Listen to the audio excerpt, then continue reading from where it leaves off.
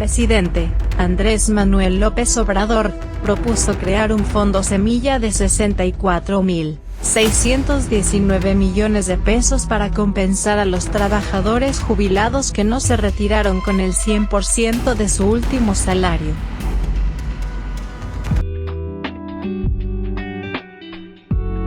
Planeta Varo, el podcast donde un grupo de varonautas te enseñarán la mejor forma de cuidar tu varo, mediante anécdotas rotatorias, experiencias fuera de este mundo y las peripecias más cagadas de la galaxia. Bienvenidas y bienvenidos, esto es Planeta Varo.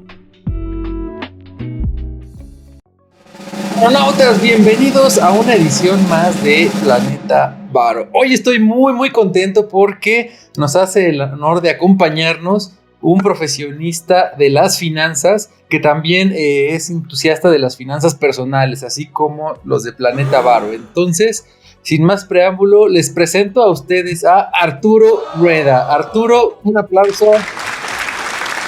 Bienvenido, Arturo, un gusto tenerte aquí. Varonautas, Arturo, les cuento rápido, es especialista en temas de instrumentos financieros derivados, esa es su especialidad. Arturo tiene ya algunos libros sobre este tema, es experto en finanzas en la parte de derivados y pues ya tiene más de 30 años en el sistema financiero, ¿cierto, Arturo? Sí, es decir que ya estoy un poco veterano. No, bueno, eso no dejemos que la edad y la experiencia ahí la gente saque conclusiones, pero creo que entre tus publicaciones recientes, Artur, corrígeme si estoy mal, tienes la de libro, ¿no? De Para entender la bolsa, ¿no?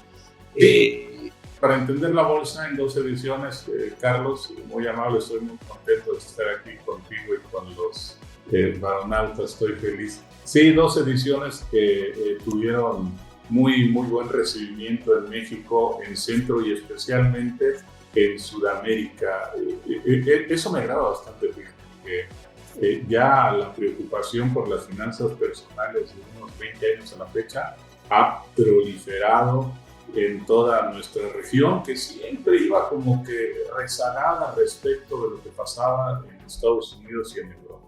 Sí, 2 libros y otras publicaciones ahí en revistas especializadas, cursos, clases, algunos comentarios de opinión en revistas electrónicas como Fund Society y desde la semana pasada en mi propio blog, Carlos. Así es, hoy también, bueno, en la parte de corporativa, pues has estado en importantes empresas, ¿no? Como Fitch, alguna Afore, en fin, estás súper inmerso en esto de el sector financiero. Un tema muy especializado que es los derivados, que como dices, en general, si la bolsa estaba atrasada en México o los temas de bolsa no estaban tan avanzados en México, pues el tema de derivados, ¿qué te cuento? ¿No? Ahí es muy incipiente, nada que ver con pues mercados como Chicago, ¿no? Por ejemplo, o algún otro mercado en Europa, pero bueno, la idea de aquí, Planeta Varo, pues es ese, ¿no? Llevar temas que parecieran complicados, pues a la gente, ¿no? Para que los entienda, explicados pues de manera sencilla, con lenguaje lo más alejado de lo técnico posible, aunque pues siempre algunos tecnicismos serán necesarios. Pero bueno, el tema que nos ocupa hoy, varonautas, Arturo, es que fíjate que nos han estado escribiendo muchos mensajes desde hace que será 1 o 2 semanas, porque como tú recordarás, Arturo, el 9 de enero salió una iniciativa, bueno, no una iniciativa, salió un comentario, un tweet, algo así, donde el presidente dijo que iba a enviar una iniciativa de reforma al Congreso. ¿Esto para qué? Pues para modificar la ley de las pensiones, para que la gente reciba el 100% del salario que ya percibía cuando se jubile, ¿no? Esta noticia, Arturo, pues tú seguramente la viste, ¿no? En los portales de noticias, en los noticiarios, pues causó revuelo, ¿no? Bueno, como siempre, ¿no? Lo que diga el presidente es causa de controversia, pero en particular esta noticia, Arturo, en el sector financiero causó revuelo, ¿no? En particular, por ejemplo, el gremio actuarial criticó mucho, ¿no? Donde decía, pues el presidente no sabe lo que dice, es carísimo, va a quebrar al país con esta iniciativa. Bueno, una serie ahí de declaraciones, de opiniones encontradas, unas a favor, otras en contra, como siempre, ¿no? Te digo, es controversial, el tema aquí no es ese, sino que pues a raíz de que tú recientemente escribiste un artículo que se titula pensión al 100%, ¿no? Corrección definitiva al SAR y el dilema que viene, Arturo. Entonces, pues creo que a raíz de esto que escribes, creo que es muy, muy prudente que tengamos esta charla hoy, si te parece. Entonces, pues bienvenido al tema. ¿Cómo ves? Sí, bien, gracias. Me encanta la oportunidad, me encanta hablar de pensiones, Carlos. Es un tema al que lamentablemente no se le dio la importancia que requiere cuando en otros países, en Chile, en Europa, en España, en Francia, ha sido motivo incluso de movilizaciones impresionantes, ¿verdad? Con consecuencias lamentables en Chile, en donde hubo incluso en 2019, te acordarás también, muchos conflictos y hasta muertos y heridos por una cuestión que es fundamental y que fue descuidada en nuestro sistema de pensiones, el sistema de ahorro para el retiro SAR. Las pensiones no iban a ser suficientes para que los jubilados fueran a vivir de manera digna, es decir, el sistema no fue diseñado para producir, generar pensiones dignas. Ese es el fallo crucial al que me refiero en la nota y al que me he referido desde hace muchos años, como alguien en el desierto que dice, vean, oigan, tenemos este problema,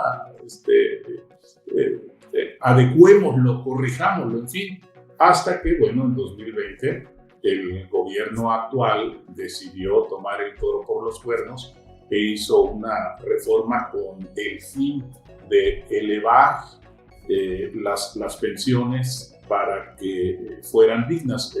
Déjame decir que así como estábamos en el sistema original, el SAR, el sistema de Afores y Cefores, iba a producir pensiones de alrededor de entre 20-22% del salario último que tuviera el trabajador al jubilarse. Si consideramos que los salarios en México son bajos, históricamente bajos, no hablo del salario mínimo, sino hablo de salarios de 20,000, 25,000 pesos. Imagínate el 20% de 20,000. No, ¿quién vive con eso? Puede vivir con eso. Y en esa realidad está la mayor parte de las decenas de millones que están afiliados al sistema. Entonces era una realidad que nos iba a alcanzar tarde o temprano, como alcanzó a los pensionados en Chile, que evidentemente no reciben todavía lo suficiente para una vida digna después de haber trabajado tantos años. Entonces, se le hizo una corrección al sistema en 2020. En efecto, la expectativa de pensión subió a alrededor de un 50%. Subió considerablemente. Pero de todos modos hay huecos. 50% del último salario, pues tampoco es que sea, digamos, la solución definitiva. Si hablamos otra vez de un salario promedio de 25, 30 mil pesos, pues 50% son 15,000 a pesos actuales, ¿verdad? Si consideramos que el costo de la vida va subiendo, pues tenemos el problema de que ese dinero se va a tornar en un momento insuficiente. Y por otro lado, el dilema de que lo que cada persona ahorre o lograr ahorrar durante su vida laboral no iba a alcanzarle para todo lo que viviera después de su jubilación. Las proyecciones consideraban que el ahorro iba a alcanzar para unos 15 años a partir de los 65, es decir, hasta los 80 años. Ahí se agotaría lo que cada quien hubiese acumulado en su cuenta individual y después tampoco había alguna solución, alguna medida para compensar o para darle a todas esas personas que iban a quedar a la deriva sin ningún sustento. O sea, varios problemas, varias bombas de tiempo, ¿no? Entonces sí, la reforma de 2020 subió la expectativa de pensión, pero no fue, digamos, la solución definitoria. Es lo malo de que en México hayamos copiado sistemas, modelos, esquemas de otros países, así como venían sin adecuarlos a nuestra realidad. E incluso este sistema que tenemos de pensiones para trabajadores afiliados al Seguro Social fue adaptado con, vamos a decir, parámetros menores a los originales que se aplicaban en Chile.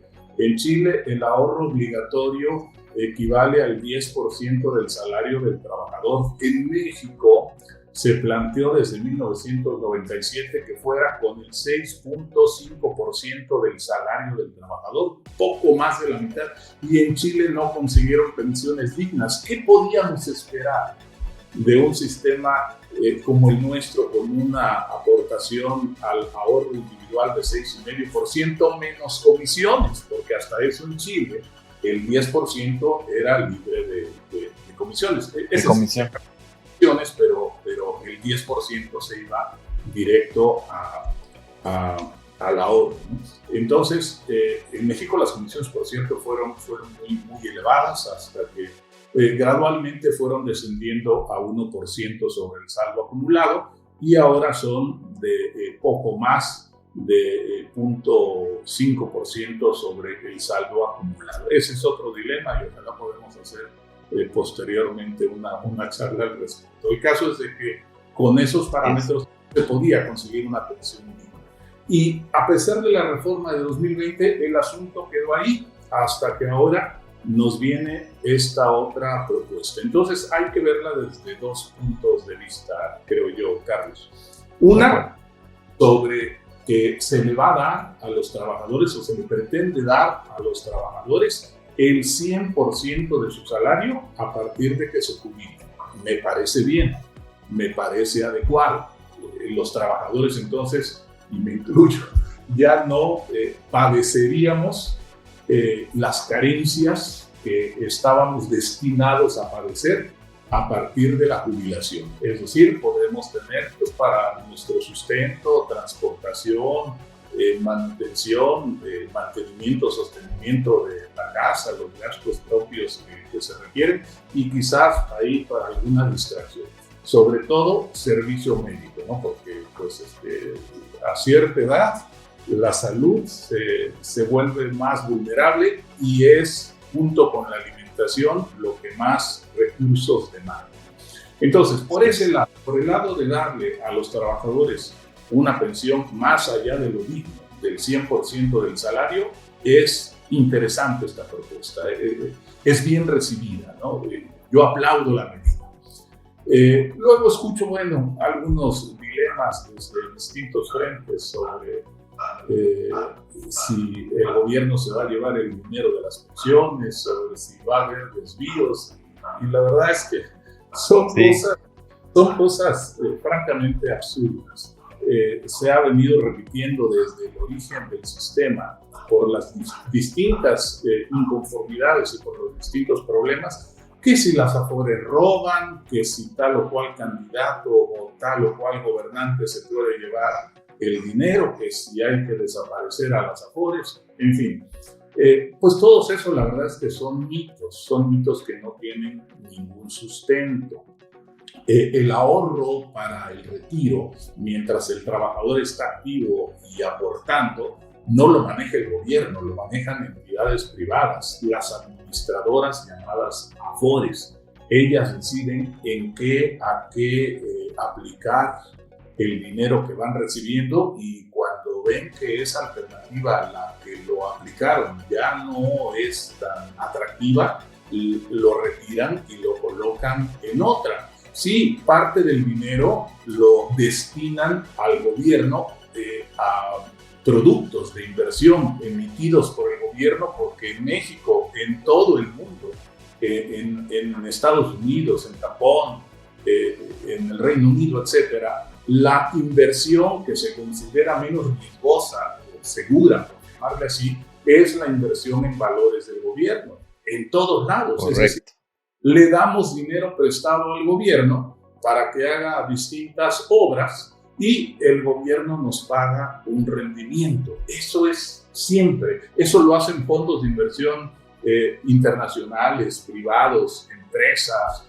en fin, lo hace todo el mundo. Lo hacemos nosotros, ¿no? Vamos a una sucursal de un banco, de una casa de bolsa y decimos, quiero este papel del gobierno, quiero CETES, ¿no? Quiero CETES ahora que están tan de moda. Elevada. ¿Por qué? Porque entendemos que los CETES pues, es una inversión segura, no tiene riesgo. Bueno, pues en ese tipo de papeles invierten las AFORES, de manera que no hay modo de que el gobierno se lleve los casi 6 billones de pesos que suman los ahorros de los trabajadores. ¿Cómo? ¿Quién se puede llevar tal cantidad de dinero? Sobre todo si se considera que no hay una llave, un mecanismo, una forma de decir, los tomo y me los llevo y nadie se da cuenta, nadie se va a dar cuenta. Por favor, no se puede. Es más, uno mismo, un trabajador, para poder hacer un retiro, ya no digamos de 6 billones de pesos, millones con B para no confundir con la M, para hacer un retiro de 10,000 pesos tiene que pasar por una serie de requisitos, protocolos, procesos y demás que francamente no son ágiles, son tardados, pero bueno, eso habla de la dificultad de sustraer algo del sistema. Así que esos mitos de que las AFORES roban o no me quieren dar dinero o el dinero se lo va a llevar tal o cual gobernante, es como tal un mito, es absurdo, pero me preocupa porque a mí me lo han dicho profesionales, me lo han dicho profesores, académicos, me lo han dicho chicos recién salidos de universidades privadas, ¿no? Resalto lo de privadas porque pues también hay otro mito ahí de que cierto tipo de escuelas se enseña mejor o se preparan mejor los alumnos que no. Yo le llamo mito, ¿no? Creo que la educación puede ser muy bien aprovechada tanto en instituciones públicas como en instituciones privadas. El caso es que quienes me han dicho estas cosas de que si el gobierno, de que si las AFORES han sido alumnos, profesores, egresados de universidades privadas. Y me preocupa porque ellos a su vez orientan a veces su voto, orientan a veces sus ahorros a alternativas que son diferentes o que no necesariamente les van a redituar lo que podría darle una inversión como estas que estamos señalando, ¿no? Y crea confusión, se crea espanto, se induce temor, se induce rechazo, se induce a que acabemos con aquello y eso no es lo correcto, no es lo que debiera pasar. Ahora, sí. La otra cara de la moneda es de dónde se va a tener el dinero, de dónde se va a tomar el dinero para completar la pensión que hasta ahora se espera sea muy baja para los trabajadores. Recordemos, sabemos, Carlos, hay que decirle a nuestros queridos baronautas, como tú le llamas, que la contribución para el ahorro se forma de 3 fuentes. Aporta el empleado, aporta la empresa y aporta el gobierno. Correcto, es tripartita. Es tripartita. Hasta ahora, con la reforma de 2020, quien más aporta es el patrón, la empresa o el empresario. Quien menos aporta, bueno, digamos, el trabajador aporta apenas un 1.25%, que es, y siempre lo he dicho, una contribución muy baja, la más baja de toda Latinoamérica, de todos los países de Latinoamérica que tienen este sistema de contribución de ahorro. Pero bueno, así quedó. El caso es que para dar ahora una expectativa de pensión de 100% sobre el salario, el gobierno dice, yo voy a hacer las aportaciones que faltan. El gobierno pues va a llevar el mayor peso de la contribución. A falta de detalles, a falta de saber qué consiste con precisión, con claridad la propuesta del gobierno, pues nos surgen dudas, ¿no? Nos surgen inquietudes. ¿De verdad tendrá el dinero, el gobierno, el dinero suficiente para darle a cada trabajador, a cada uno de los millones de trabajadores, la aportación que cada uno requiere para que su expectativa de pensión sea del 100% de su salario, suena muy ambicioso. Complicado. Suena muy, muy complicado, porque no es nada más de financiarlos un año, de darles dinero un año. No, es darles dinero durante toda su vida laboral.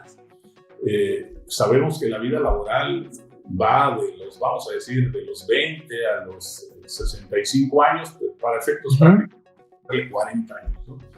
40 años estar aportando a cada uno de los millones de trabajadores es una cantidad descomunal, entendiendo que el trabajador, los millones de trabajadores, pues van ascendiendo, van subiendo de posiciones, van ganando más, ¿no? Y evidentemente no es lo mismo un 10%, un 15% del ahorro sobre 20,000 pesos que un 15% sobre 50,000 pesos, ¿no? A medida que van ganando más, la proporción del ahorro va también aumentando.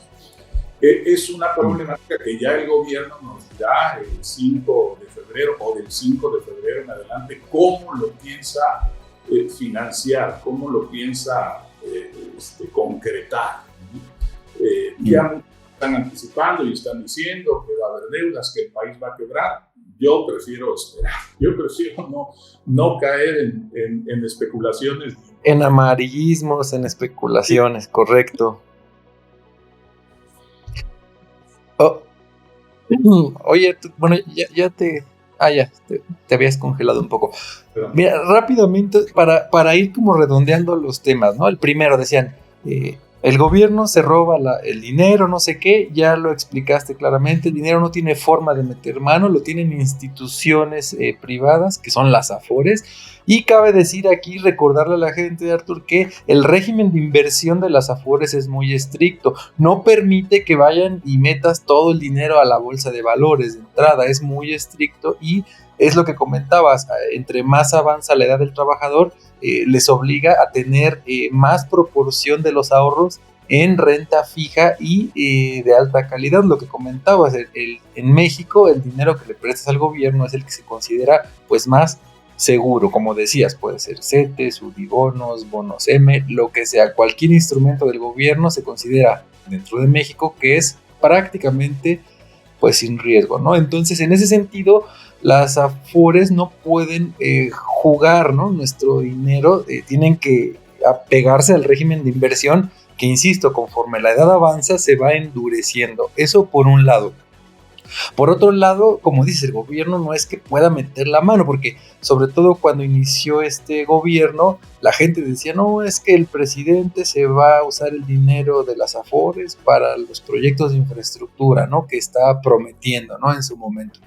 Aquí, pues no sé, pero ya vamos en la recta final del sexenio, Artur, y yo no he visto que hayan tomado un peso para ningún proyecto, ¿no? Fuera de los que se hayan hecho o los que no se hayan hecho, haya cumplido o no, esa es otra cosa, pero yo no he visto que falte un peso, al menos de mi estado de cuenta, que sí lo reviso trimestralmente, ¿no? Y fíjate, Arturo, de lo que comentabas, un dato, recientemente se graduó la primera generación de aforados, de pensionados, y fíjate que fue, según la CONSAR, que es la Comisión Nacional del Sistema de Ahorro para el Retiro, según cifras de la CONSAR, más de 27,000 pensionados conforman la primer generación, y estos 27,396 pensionados tendrán una pensión entre los 2,600 y los 8,200 pesos, que es lo que comentabas, la verdad es que es muy poco, ¿no?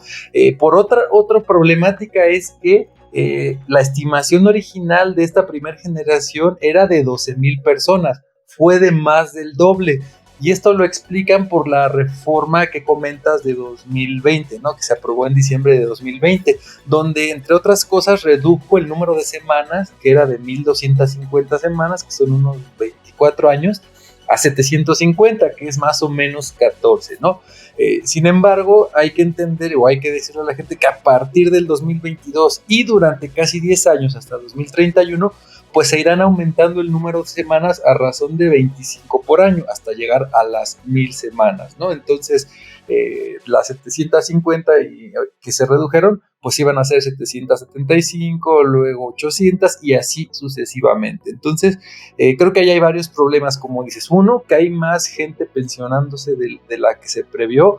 Dos, las pensiones de esta primera generación no alcanzaron, que yo no sé qué se sorprenden, Arthur, desde el 97, 98 era claro que no iban a alcanzar, no sé por qué tanto tiempo pues se guardó silencio, no se quiso tocar este tema, como dice, se quedó ahí medio guardado, ¿no? Nadie dijo nada. Y hay que considerar otro dato importante, que cuando se pensionaron estos 27,000 personas, ya había casi 5 millones de jubilados del IMSS y casi 1 millón del ISSSTE, o sea, estamos hablando de casi 6 millones ya de jubilados que están recibiendo algo, más los 27,000 que, insisto, sobrepasan los 12,000 originalmente considerados o planeados, ¿no? Y esa reforma que comentabas, bueno, pues también entre otras cosas, como la semana decía que la pensión mínima garantizada pues iba a estar entre los 2,000 y los 8,000 según el salario base, cosa que, como pues ya lo comentaste ampliamente, ¿no? Pues no es suficiente, como dices, para salud, para alimento y un pequeño ahí divertimento por ahí que pudiera tener la gente, ¿no? Entonces, esta problemática pues se agranda con el tiempo, con el número de personas, y como dices, al menos de nombre suena que la iniciativa pues es beneficiosa, ¿no? Para la gente. El recibir el 100% pues se oye bien. Como dices, habrá que esperar ahora a febrero, pues que nos digan cómo lo van a hacer, qué recursos o cómo, ¿no? Creo que yo también, antes de dar algún juicio de valor, pues prefiero esperar, ¿no? Como tú también lo has apuntado, a ver con qué nos salen ahora, ¿no? ¿Cómo ves?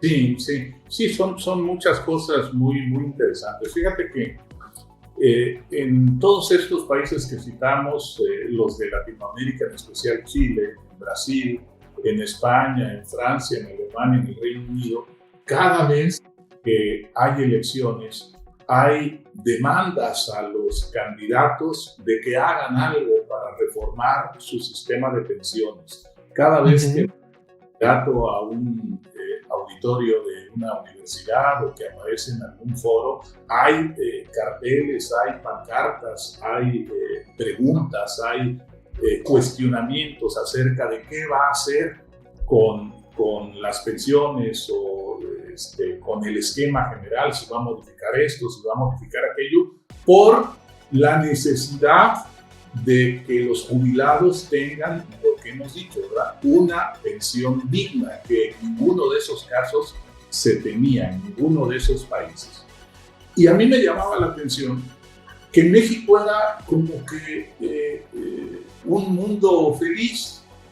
Es el país de Latinoamérica en donde la expectativa de pensión era la más pequeña y en donde en cada campaña presidencial no había una sola pregunta, sola acerca del sistema de pensiones. Y lo pongo aquí en la columna a la que hiciste favor de referirte al inicio, en la columna, en el texto de opinión que publiqué la semana pasada, ¿verdad? Durante 22 años no hubo una sola propuesta de mejora por parte del regulador, por parte del propio gremio de las AFORES, de los empresarios, ni de académicos universitarios. Nadie dijo, oigan, pues aquí estamos nosotros haciendo estos cálculos a los que ahora tú te refieres, estos cálculos actuariales, estas estimaciones, y vemos que no va a resultar. Aquí está nuestra propuesta. Y vaya que las universidades, y vuelvo al público, las universidades públicas, pues tienen grandes áreas de investigación que podrían haber hecho un trabajo de esa naturaleza. Nadie lo dijo, nadie lo dijo. ¿No? Cuando yo estaba en la calificadora en Fitch Ratings, pues emitíamos documentos, le llamamos papeles, ¿no? Papeles, papers en inglés, con esas advertencias. Oiga, hace falta esto, hace falta aquello, se requiere cambiar esto, se requiere cambiar aquello. Entonces, la verdad es que hay que decirlo, los propios trabajadores eran apáticos a lo que les deparaba su futuro, ¿no? todos también iban como que decimos en el barrio, ¿no? Pateando la lata. Pues ya cuando tenga 40 me voy a preocupar, pues ya cuando llegue mi turno. Ya veremos. No era así. Debes preocuparte desde ahora. Y esa falta de preocupación por parte de los trabajadores es la que los ha hecho vulnerables a recibir todos estos argumentos absurdos de que las Afores roban, de que el gobierno se va a llevar el dinero, porque nunca se inmiscuyeron en lo que podría ser su esquema de jubilación o de pensión. Ya cumplimos 60, ahora sí, ¿cómo estaba aquello? A ver qué hago para mejorar. Ya es tarde, ya no puedes hacerlo. Demasiado tarde. Demasiado tarde. Y es la triste realidad, o fue la triste realidad, por ejemplo, de estas personas que tú señalas, ¿no? Que se están ahora jubilando con 2.500 y 8.500. Imagínate. ¿Para qué alcanza eso? ¿Qué se puede hacer con 8,000 pesos para alguien que vive aquí en Nuevo León, pues, y que sufre las inclemencias climáticas? Pues nada más el consumo de luz en los meses de altas temperaturas puede llegar a 4,000 pesos, nada más el consumo de luz. Y ahora, pues si le agregamos la comida, el transporte, que acá es muy caro, las rentas, porque pues no sabemos si esas personas tengan su vivienda propia, ¿verdad? Claro. Pues, esas cifras simplemente no dan, no llegan a pensiones dignas, son desde todos los puntos de vista. Y ahora me señalas estas de 2.500 pesos. Imagínate. A eso no le podemos llamar pensión. No, es una burla. Una cantidad Oye, ridícula. Sí. Comentabas algo al inicio de las comisiones, ¿no? Al principio, cuando salieron las Afores, yo vi una guerra de las Afores por jalar clientes con base en la comisión, es decir, ¿no? O sea, la comisión era lo que, pues, muy atractivo y era una rebatinga, como dicen por ahí, de clientes, ¿no? Después, o más bien al inicio, esta comisión era por monto que te aportaba, ¿no? Tú recibías $1 en tu Afore y sobre ese monto te cobraban la comisión, ¿no? Por ejemplo, después hubo un cambio, recuerdo, y lo recuerdo mucho porque yo estaba en una de estas empresas, Atur, donde te disfrazan el sueldo, te pagan el mínimo. En ese entonces, recuerdo, eran 1,240 pesos más o menos, y el resto te llegaba así como casi en una bolsa de papel, ¿no? Ahí te la dejaban en tu lugar, ¿no? Entonces, al principio, eso a mí no me afectaba porque pues recibía 1,000 pesos y sobre esa contribución me cobraba la comisión. Pero después se cambió la modalidad donde la comisión era ahora sobre lo que ya tenías, ¿no? Sobre el monto, pues... Sobre el saldo acumulado, sí. Sobre el saldo acumulado. Entonces, Artur, fíjate que en esa empresa la Afore me empezó a comer mi ahorro. Dije, si me quedo aquí 10 años...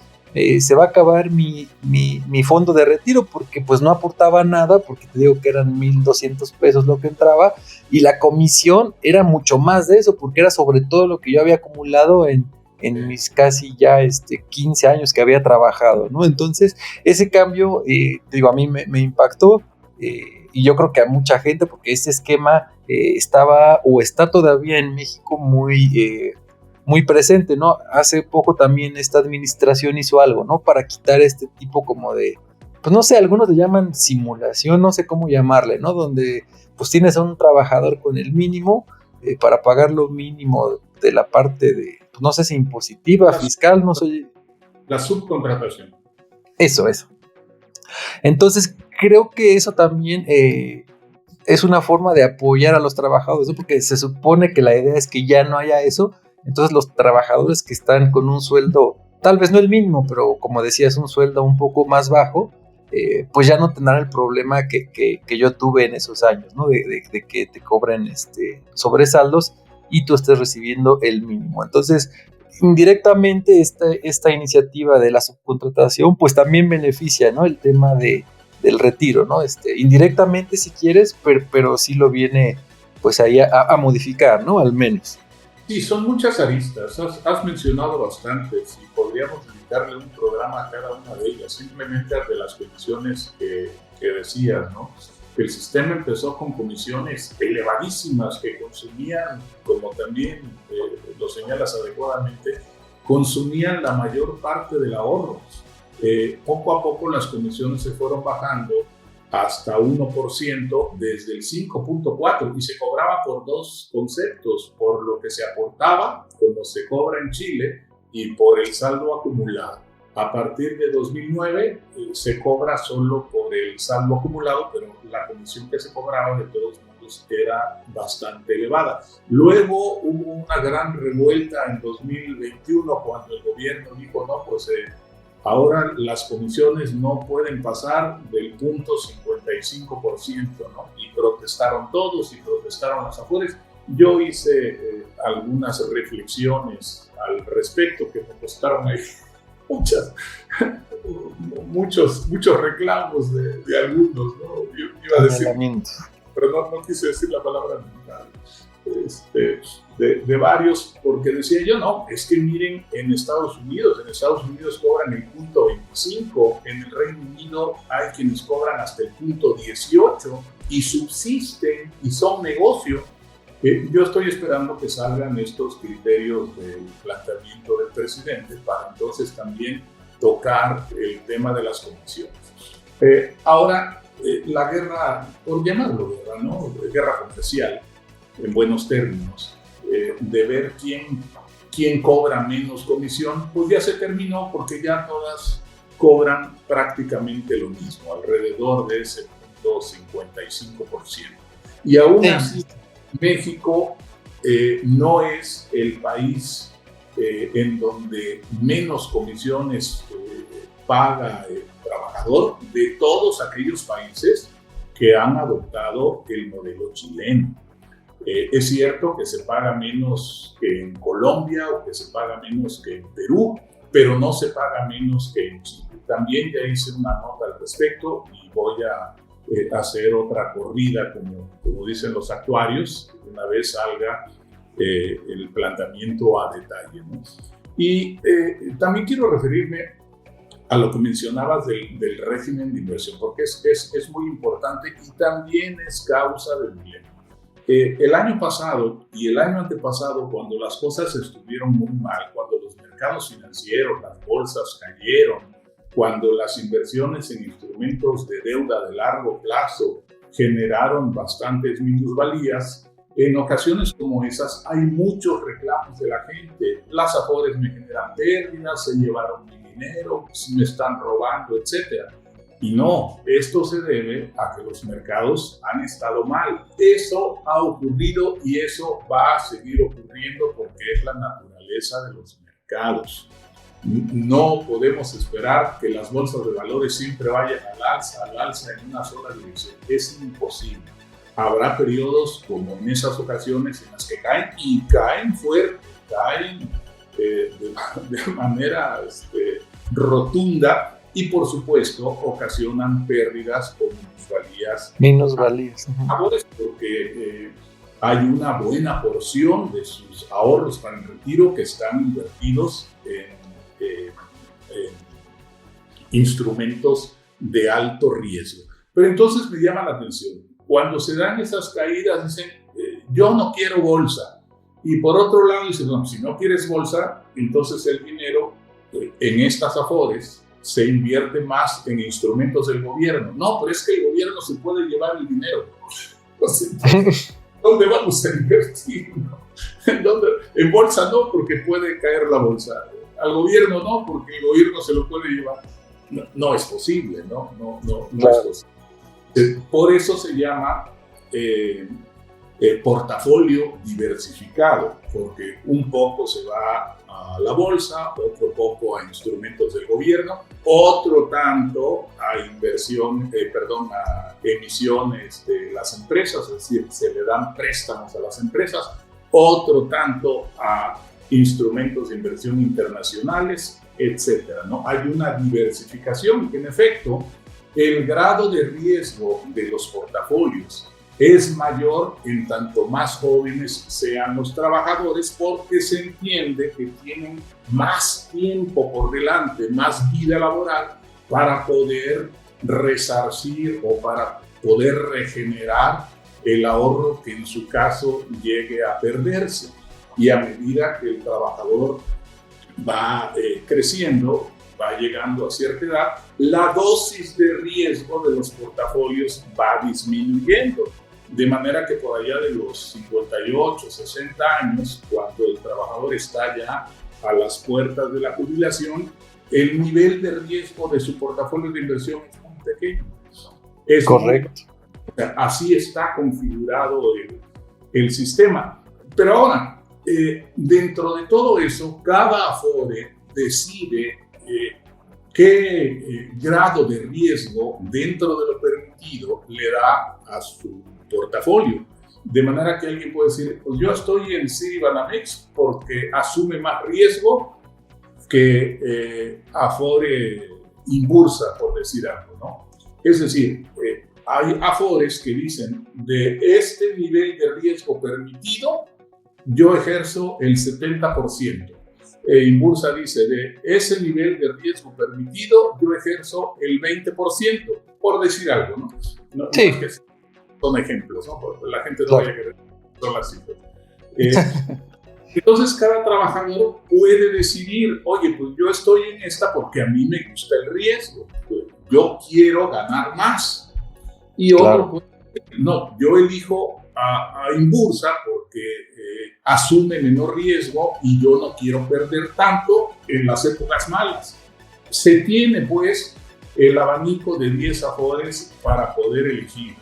No es de que como el régimen de inversión permite asumir riesgo, pues forzosamente mi Afore tiene una alta dosis de riesgo. No es así necesariamente, porque cada una lo explota en una proporción diferente. Es un límite, ¿no? Más que, o sea, no es obligatorio, sino es un límite superior, ¿no? Hasta dónde puedes correr de riesgo.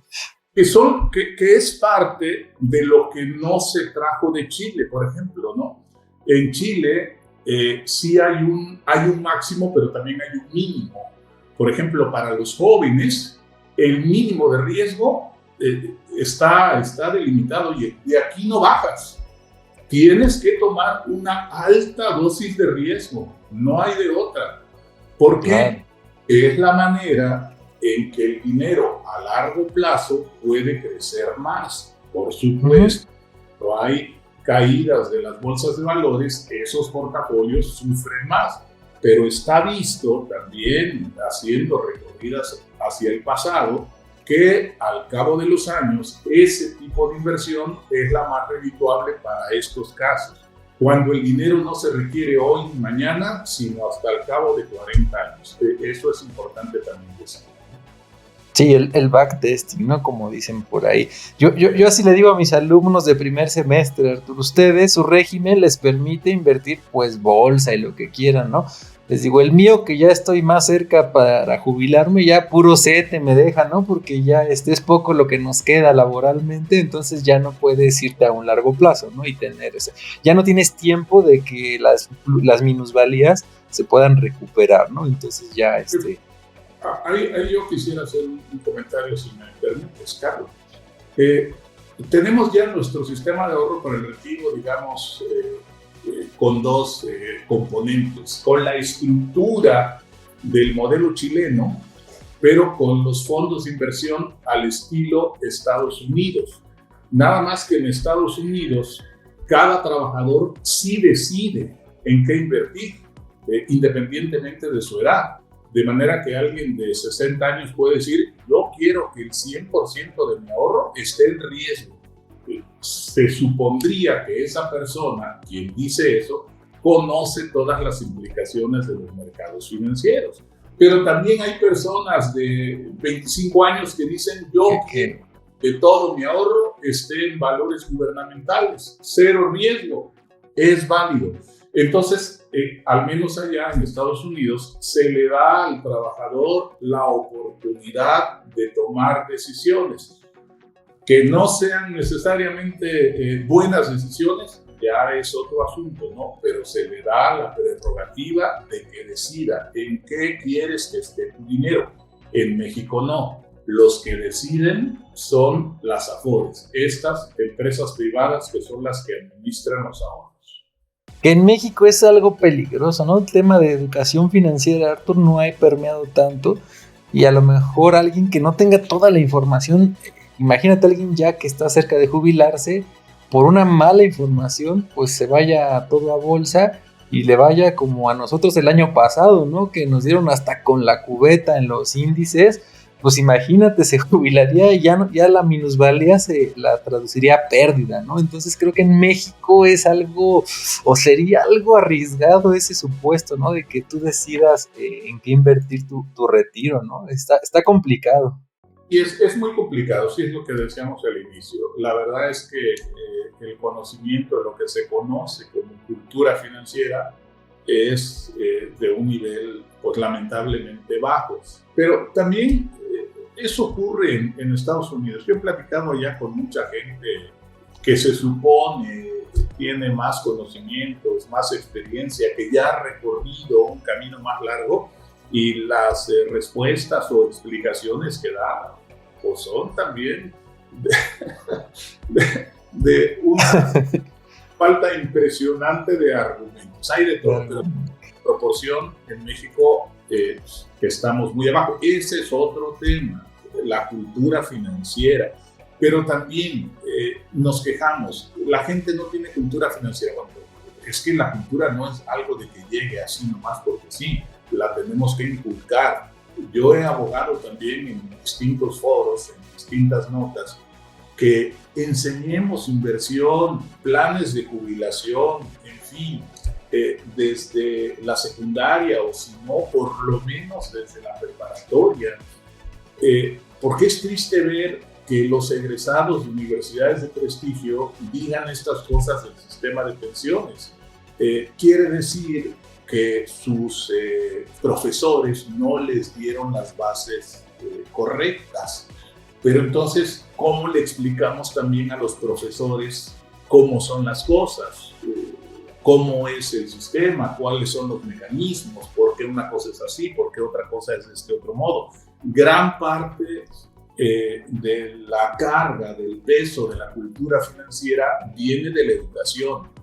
Si la universidad no vemos las bases suficientes, regresémosla a la preparatoria, a la secundaria. Desde ahí, incúlquenles a los chicos primero la cultura del ahorro, que es algo que yo le debo agradecer a mi madre, a mis padres, de que pues desde niño, oye, aquí está tu cochinito y ve ahorrando de tostón en tostón en aquellos tiempos. Claro. En tostón, después de peso en peso, luego de 1,000 en 1,000 pesos, en fin, lo que se pueda. Esa cultura del ahorro en casa después se proyecta, se inculca al trabajador, que dice, debo de pensar en mi vejez, debo de pensar en cuando esté casado, debo de pensar en cuando tenga hijos. En fin, no es nada más el presente, ¿no? Yo veo que hoy la gente con la mano en la cintura toma dinero prestado para hacer un viaje a Europa, a Estados Unidos, a Asia. Oye, para comprar ropa. Y tomas dinero prestado con un costo muy elevado. Si hoy hablamos de que los CETES están al 11.15, al 11.20, pues ¿en cuánto están los préstamos? 25, 30, o si es tarjeta de crédito, 60, 80, ¿no? Yo veo el costo anual total de las tarjetas de crédito y ronda el 90%. Así es, cercano al 100. La gente está dispuesta a pagar eso por irse de placer, a un viaje de placer. Oye, en vez de eso, a tu cochinito, a la claro. Piensa en tu vejez, piensa en cuando tengas necesidades de otra clase, en las enfermedades que puedas tener en el futuro. Es parte de la educación financiera que hay que ir inculcando. Y eso sí, como en mi caso, se puede inculcar desde casa, ¿no? Es otro gran tema. Por eso en Planeta Varo, Arturo, hacemos estas brigadas, vamos a escuelas, a preparatorias, a universidades, pues a darles pláticas precisamente, ¿no? Para concientizar a los chavos de, pues están jóvenes, pero escuchen, aprendan, ¿no? Qué es la bolsa, qué es un rendimiento, en fin, es una labor titánica, si me permites decirlo, pero muy gratificante. Hemos ido incluso a empresas. Hace un par de años fuimos a Kitsania a dar una plática solo para mujeres de Kitsania, con motivo del Día de la Mujer, precisamente en marzo. Y bueno, pues dimos una plática, ¿no? A todas las mujeres, concientizándolas precisamente, ¿no? Que de su sueldo siempre deberían pues tener un pequeño porcentaje, dedicarlo al ahorro, ¿no? Y ya después a la inversión, y ya después ir sofisticando el asunto. Pero bueno, creo que son muchos temas, Arturo, da para varios programas, como dices, pero bueno, hoy ya analizamos un poco el tema a la luz de lo que escribiste, un poco de las comisiones, y bueno, lo que decías, la llamada guerra comercial, pues ahora tendría que traducirse en que si las están topadas, pues ya no te vayas a la Afore que menos te cobre, te vayas a la que tome un riesgo acorde a tu perfil, ¿no? Ni siquiera la que te dé más rendimiento, la que tenga un riesgo acorde a tu apetito de riesgo, a lo que tú como persona estás dispuesto a correr, ¿no? Como dices, yo soy muy aventado, me gusta el riesgo, pues un porcentaje más alto en bolsa, ¿no? Aunque sepa que ya estoy cerca de la meta, ¿no? De la jubilación. Un chavo a lo mejor dirá, no, pues yo aunque soy joven, no me gusta ver minusvalías en mi estado de cuenta porque me duele el estómago. Bueno, pues darle un mayor porcentaje a valores gubernamentales. Entonces creo que en eso tendría que tornar ahora, ¿no? La decisión, informar, como dices a la gente, ¿sabes qué? A lo mejor esta Afore te da un puntito menos de comisión, pero corre un riesgo muy bajo que en 20 años no te va a generar tanto beneficio como la otra, ¿no? Que tal vez por un puntito más va a invertir tu dinero y lo va a multiplicar de forma importante. Entonces creo que son varios temas los que nos llevamos, las tareas que tenemos, pues para seguir informando a la gente, ¿no? Ahora insisto, más que decir tal Afore te da comisión X, más bien decir tal Afore en su CIEFORE número X, porque antes eran 5, no sé ahora en cuántos andan, Arturo, pero creo que ahora hay 5 CIEFORES, pues te da tanto, ¿no? O está muy bien diversificada, o tiene muy buenos elementos, no sé, creo que tendríamos que llevar hacia ese lado la discusión y la toma de decisión, ¿no? Rápidamente, si me permites, la pregunta que más me han hecho a lo largo de los años, desde que empezó el sistema y hasta la semana pasada, es ¿cuál es la mejor Afore? Dime a qué Afore me voy. Y yo siempre les digo, es que no hay una mejor Afore que sea la buena para Juan, para Pedro, para Luis. Tengo por ahí un video al respecto en mi canal de YouTube. Ustedes lo pueden ver, los varonautas. Estoy como Arturo Rueda para entender la bolsa en mi canal de YouTube. Ahí pueden ver uno de tantos videos, ¿no? Que es ese, ¿cuál es la mejor Afore? Y yo les digo justo lo que tú acabas de comentar. La mejor Afore es la que se adapta a tu perfil. ¿Te gusta el riesgo? ¿No te gusta el riesgo? Si te gusta, estas son. Si no te gusta, son estas otras. Pero ahora, ¿qué implica que te guste el riesgo? ¿Estás dispuesto a esto? ¿Qué implica que no te guste el riesgo? ¿Estás contento con esto? Todo esto lo detallo ahí, ¿no? Porque sí, es la pregunta número 1. ¿En cuál es la mejor Afore? Recomiéndame una Afore. Dime a qué Afore me voy. No, depende de muchas cosas. Depende de la edad, depende de tus preferencias, depende de tus miedos, depende de tus aversiones. Lo que tú comentas y concentras en este criterio llamado perfil de riesgo.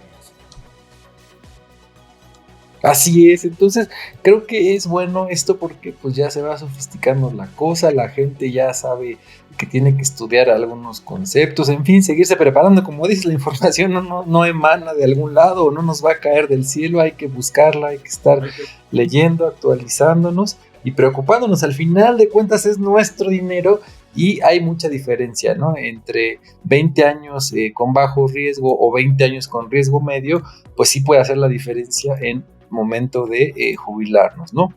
Sin duda, sí. Pues ya para cerrar, ¿alguna consideración, algún tema? Bueno, antes del cierre, tus redes, ya nos dijiste, tu canal de YouTube lo vamos a poner aquí abajo en la descripción, pero repítelo por favor para que la gente pueda buscarte. Sí, es Arturo Rueda para entender la bolsa. Así estoy en Instagram se llama Para Entender la Bolsa. Estoy en X, antes Twitter, como @Arturo Rueda. Y recién abrí mi blog en arturorueda.org. ¿No? Ahí, pues bueno, son cuestiones de los mercados, de las finanzas en general, y pues son textos que hay que leer.